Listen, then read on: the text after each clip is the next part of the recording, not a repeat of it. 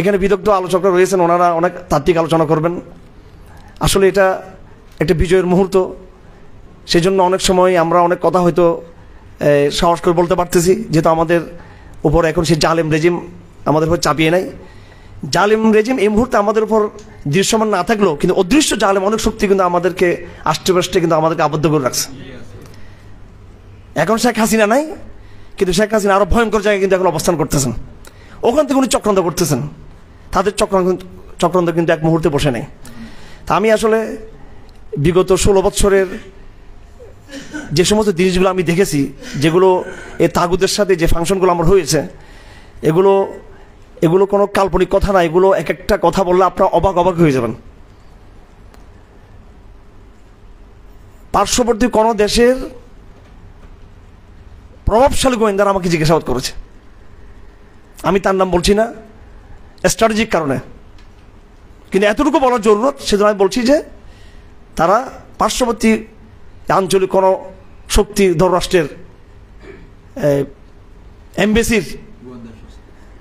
এমবেসির এবং এখানকার যে গোয়েন্দা সংস্থার লোক ছিল। আপনার এনজিওদের একটা পরিভাষা আছে, কান্ট্রি ডাইরেক্টর বলা হয়, এটা এনজিওদের পরিভাষা, কান্ট্রি ডাইরেক্টর। কিন্তু গোয়েন্দাদের পরিভাষায় বলা হয় স্টেশন ম্যানেজার, অথবা আরও কিছু শব্দ আছে, আরেকটা শব্দ আছে এই এডুকেশন মিনিস্টার বা এই জাতীয় মিনিস্টার শব্দ আছে এদের। তা আমি নামটা বলছি না আপাতত, সে নামটা একদিন বলবো ইনশাল্লাহ। কিন্তু একটা নাম আমি বলতে চাই, আপনাদের সকলকে চিহ্নিত করে দিতে চাই। সে হচ্ছে এই একটা পত্রিকা ইদানিং খুব দেখা যায়, কালবেলা পত্রিকার সম্পাদক সন্তোষ শর্মা। সে সরাসরি ওই বিদেশি এই কান্ট্রির ম্যানেজারের পক্ষ থেকে, স্টেশন ম্যানেজারের পক্ষ থেকে সে সরাসরি আমাকে রিমান্ড নির্যাতন করেছিল। সেজন্য ওই কালবেলা পত্রিকার সম্পাদক সন্তোষ এর বিরুদ্ধে শর্মা, ওর বিরুদ্ধে মামলা হতে হবে। এবং সে কিন্তু নিজেকে অনেক বিভিন্ন আড়াল দিয়ে সে নিজেকে আড়াল করার চেষ্টা করেছে। এরাই কিন্তু আমাদের এই রাষ্ট্রকে সর্বদিক থেকে এনে ধ্বংস করেছেন। এই বিগত তাগুত রেজিমকে টিকিয়ে রেখেছিল এই অপশক্তি। সে আমাকে পরিচয় দিচ্ছিল সন্তোষ শর্মা যে তারা একটি মানবাধিকার সংস্থার পক্ষ থেকে এসছে 2021 সালে মোদি বিরোধী আন্দোলনে যারা আমরা গ্রেফতার হয়েছিলাম, হেফাজতের লোকদেরকে মানবিক সাপোর্ট দেওয়ার জন্য। এখন গোয়েন্দা সংস্থার পেটের ভিতরে থেকে হেফাজতকে সে সাহায্য করবে, আমার বুঝে আসতেছে না এটা। তা আমি ধরলাম যে হয়তো কোনো কূটনৈতিক কিছু, হয়তো আমাদের সংগঠনের পক্ষ থেকে কোনো তৎপরতা চালানো হয়েছে, হয়তো জাতিসংঘের মাধ্যমে হলে হতেও পারে এরকম। তার এত ভদ্র আচরণ থেকে আমার এটা প্রথম মনে হলো। এবং সে পরিচয় দিল যে এই ভদ্রলোক যিনি আছেন তিনি শ্রীলঙ্কা থেকে আসছেন। তো এটা আমার সন্দেহের উদ্রেক হলো যে মানবাধিকার সংস্থার লোক বাংলাদেশে অ্যাভেলেবেল আছে জাতিসংঘের, তো শ্রীলঙ্কা থেকে উনি আসবেন কি জন্য? ইন্ডিয়া থেকে আসা তো স্বাভাবিক, ইন্ডিয়া তো আরও কাছে এবং তাদের কমিউনিকেশনটা আরও স্মুথ এবং ইজি। তো বলতেছে শ্রীলঙ্কা থেকে আসছে ভদ্রলোক, উনি কথা বলবেন আপনার সাথে। তারপর উনি কিছু রেফারেন্স দিলেন আমাদের কিছু লিডারদের, এবং তিনি বুঝাতে চাচ্ছেন যে তাদের সাথে তার এই কথা হয়েছে, এরকম বুঝাচ্ছিলেন। তো তারপর জিজ্ঞাসাবাদ যখন শুরু হয়, তিনি আমাকে প্রথম বললেন যে আপনি সত্য কথা বলবেন। এখন কোনো মানবাধিকার কর্মীদের সত্য কথা বলবে, এটা হচ্ছে গোয়েন্দাদের ভাষা, এটা জিজ্ঞাসাবাদ যারা করে তাদের ভাষা। তখন আমার সন্দেহ হলো যে এখানে আসলে অন্য কিছু ঘটতে যাচ্ছে। এরপর আমার চোখটা তারা খুলে দিল। চোখটা খুলে দেওয়ার কারণ হলো আমাকে তারা জুব্বা টুব্বা থেকে হাবাগো মনে করছিল সম্ভবত, যে ওরা চোখ খুলে দিলে কিছু বুঝবে না সে। তা আমি তো তারপরে চেহারা দেখলাম, সে চট্টগ্রাম ভাষায় কথা বলতে লাগলো। আমার 14 গোষ্ঠীর পরিচয় সে দিল, আমার চাচা কে কোথায় ছিল, আমার ফুফুরা কোথায়, কে কোন সময় কোন দায়িত্বে ছিল সরকারি, সব তার মুখস্থ। আমার একজন ফ্যামিলি ব্যাকগ্রাউন্ড, আমার একজন চাচা ফরহাদ হোসেন চৌধুরী, উনি মুক্তিযুদ্ধের সময় উনি পাঞ্জাবি বাহিনী হাতে তিনি শহীদ হয়েছিলেন, ওনার পরিচয় সে দিল ওখানে। তো অনেকগুলো সে পরিচয় দেওয়ার পরে আমি অবাক হয়ে গেলাম যে আসলে লোকটাকে আমি একটা পর্যায়ে ওনাকে মনে করছি আমার কোনো আত্মীয়, সম্ভবত দুঃসম্পর্কীয়, এটাও মনে করছি আমি। তারপর জিজ্ঞাসাবাদ শুরু হলো। প্রথম জিজ্ঞাসাবাদ করতেছে আপনি আফগানিস্তানে কবার গেছেন, এটা তার প্রথম জিজ্ঞাসাবাদ। এরপরে আমি বললাম যে আমি তো আল্লামা জাসির তাকির উসমানী সভার ছাত্র, আমি করাচি তোমার কাছে পড়তে গিয়েছিলাম। তো সে বলল যে আপনি মিথ্যা কথা বলতেছেন, যে আপনি পড়াশোনা করেন না, আপনি যুদ্ধ করতে গেছেন। তো এটা তো কোনো মানবাধিকার সংস্থার কথা হয়তো বানা যাক, তারপর শেষ। তারপর সে রেফার করে দিল যে এখন আপনি তার সাথে কথা বলেন।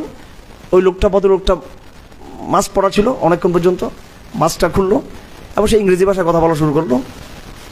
আমিও তার সাথে ইংরেজি ভাষায়, আমি কিন্তু ইংরেজি দুর্বল, আমার ছেলে মেয়েরা অনেক ভালো ইংরেজি বলে, আমাদের পরিবারের সদস্যরা। তারপরে আমি যতটুকু ভাঙ্গাচোরা ইংলিশে আমি অনেকক্ষণ, প্রায় 1 ঘন্টার মতো তার সাথে আমি তার সাথে আমার অনেকগুলো করসপন্ডিং হলো, কথাবার্তা হলো, অনেক জিজ্ঞাসাবাদ। সেখানে আল্লাহ পাক আমাকে এমনই ইমান শক্তি দিয়েছিলেন যে আমি আসলে তাকে পরাজিত করতে পেরেছি আমার কথা দিয়ে তাকে আমি। তারপরে মাগরিব নামাজ পড়তে চলে গেলাম, আবার আনা হলো জিজ্ঞাসাবাদে। এরপরে সে বলতেছে তুমি যে কোনো ভাষায়, হিন্দি ভাষায় কথা বলতে পারবা। সে হিন্দি ভাষায়, উর্দু ভাষায় এবং ইংরেজি ভাষায় সে আমার সাথে আরও 2-3 ঘন্টা আমাকে জিজ্ঞাসাবাদ করা হলো। তো জিজ্ঞাসাবাদ শেষে আমাকে রুমে পাঠিয়ে দেওয়া হলো। পুলিশের, ওনার নাম নিতে চাই না, উনি একজন ডিসি গোয়েন্দা সংস্থার, তাকে সে একটা খাম ধরিয়ে দিল, এরকম বেশ ভালো খাম, ওখানে ডলার টলার যা আছে আর কি, আমার সামনে খামটা দিল এবং সেও খুব একটু লজ্জিত বোধ করে খামটা পাশে রাখলো। তারপর একটা কাগজ, ঠিক এরকম একটা কাগজ তাকে ধরিয়ে দিল এবং তাকে কানে ফিস করে কিছু কথা বললো। এই কাগজটা হচ্ছে আমাকে যেন রাত্রে ঘুম থেকে ডেকে আবার জিজ্ঞাসাবাদ করা হয়, এই জিজ্ঞাসাবাদের পয়েন্ট।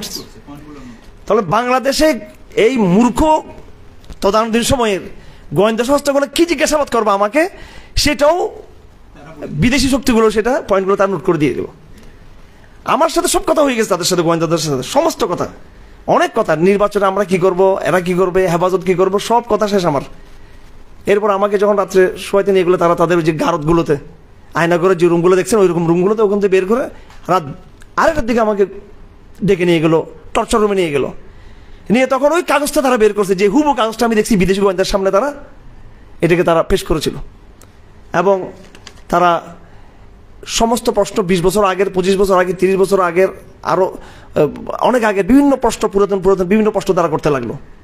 কোনো প্রাসঙ্গিক, কোনো গুরুত্বপূর্ণ বিষয়, কোনো এমন কোনো বিষয় যেগুলো একেবারে সমকালীন রাজনৈতিক কোনো বিষয় বাদ দিয়ে নানান রকমের তারা বিশেষ করে আঞ্চলিক বিভিন্ন বিষয়গুলো নিয়ে তারা জিজ্ঞাসাবাদ করতে লাগলো। তখন আমি স্পষ্ট হতে পারলাম যে আসলে একটা বড় একটা গোয়েন্দা ফাঁদ আমি পড়েছি এবং আমাকে যে খাবার দেওয়া হয় এই খাবার খেয়ে আমি অসুস্থ হয়ে গেছে। আল্লাহ বিচার করে রহম করুন। পরের দিন যখন আমার রিমান্ড চাওয়া হয়, আবার তিনি আবার রিমান্ড ক্যান্সেল করেছেন আমার, নাহলে কিন্তু তারা আমাকে আবার স্লো পয়জন করতো তারা আমাকে। ওই খানা খেয়েই কিন্তু আমি অনেকদিন অসুস্থ ছিলাম কারাগারে। তো আসলে বাংলাদেশটা যে কোন জায়গায় গিয়েছিল, এটা যারা ভুক্তভোগী না তারা ছাড়া আর কেউ এটা বুঝবে না। এটা হচ্ছে আমার একটা রিমান্ডের ঘটনা, একটা রিমান্ডের ঘটনা। সাধারণ একজন ওসি রফিকুল ইসলাম, সে হাটাদারির থানা একটা ওসি ছিল, সে আমাকে প্রথমে বলতেছে তুই হচ্ছে আইএসের এজেন্ট, আমাকে বলতেছে, অর্থাৎ পাকিস্তানি গোয়েন্দা সংস্থার এজেন্ট। আবার এটা বলে আমাকে শারীরিকভাবে আঘাত করলো, টর্চার করলো। আসলে ওই সময় আমি আমার একদম হোশারি বেলা বললাম তুমি হলো রয়ের এজেন্ট, তুমি বলে ফেলছি, আমি তাকে ওখানে বলে ফেলছি। তো এবং একজন হিন্দু অফিসার ছিল রাজীব শর্মা। তো এখানে এমনভাবে তারা জিজ্ঞাসাবাদগুলো হচ্ছিল, বিভিন্ন জিজ্ঞাসাবাদের কথাবার্তাগুলো, এগুলোর পিছনে পুরোপুরি আপনার বিদেশিদের যে হাত ছিল এটা একদম পরিষ্কার ছিল বিষয়টা। তো এখানে তাগুতের কথা আসছে, আমি আমার কিছু সামান্য কারগুজারি শোনাইলাম। 3 মাস তো আমি প্রথমে 2009 সালে ছিলাম, এরপরে দ্বিতীয়বারে 3 বছর ছিলাম লাগাতার দ্বিতীয় টার্মে, এরপর তৃতীয় টার্মে ছিলাম লাগাতার 2 বছরের বেশি, সব মিলে প্রায় 5 বছরের প্লাস কিছু সময় আমাকে থাকতে হয়েছে। এমন কোনো গোয়েন্দা সংস্থা নেই যে সমস্ত গোয়েন্দা সংস্থাগুলোর আমাকে মুখোমুখি হয়তো হয় নাই, এমন একটা গোয়েন্দা সংস্থাও বাংলাদেশে বাকি নেই যারা এই অতীত তাগুতের খুদাই এবং প্রভুত্ব প্রতিষ্ঠা করার জন্য যারা কাজ করে যায় নাই। তো যাই হোক, এখন কথা হলো আমাদেরকে বিষয়গুলো ভালো করে বোঝা দরকার। আমাদের আদর্শের জায়গাটা, চেতনার জায়গাটা, আমাদের চিন্তার জায়গাটা অনেক বেশি পরিশুদ্ধ হওয়া দরকার।